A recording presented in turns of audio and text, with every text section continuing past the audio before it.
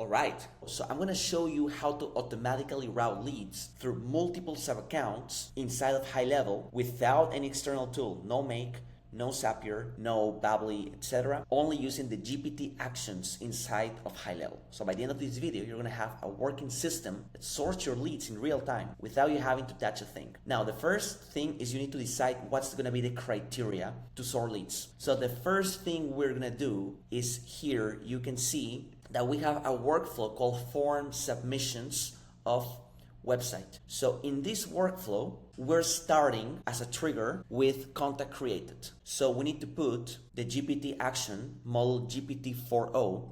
The action type is gonna be custom. So in the prompt, in this case, we are telling the GPT action that it's a lead routing assistant, and based on the input zip code, which is gonna provide it as a contact custom field, we are gonna be routing the leads to the multiple sub-accounts. So we're giving in the GPT assistant some routing rules. For example, it's going to assign to a certain sub-account based on certain zip codes. It's going to assign to another sub-account based on a different set of zip codes.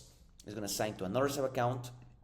And then if none, we are telling the lead routing assistant, which is this GPT action, that it should assign to the closest sub-account. The next step is we're sending internal notifications. Okay, so we're sending internal notifications to the business owner and send now the branches. So we're creating different branches depending on the GPT powered output. So if the GPT decides, let's say this account goes to an account called Charleston, then there's gonna be a Charleston branch.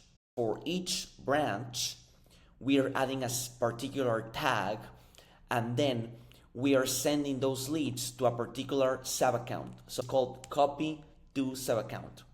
At the end, we have an example of a full execution history where indeed the lead routing assistant, the GPT action, is analyzing correctly based on the zip code, and in this case it's telling us that that lead needs to go to Wilmington, and then it's copying the contact to the sub-account Wilmington. So this is just an example. With this, you can do whatever you want. You can route leads.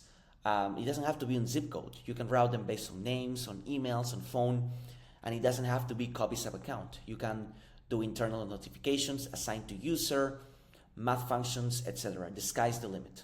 So I hope this video helps. I'm going to be dropping 3 automation videos every week from now, so stay tuned.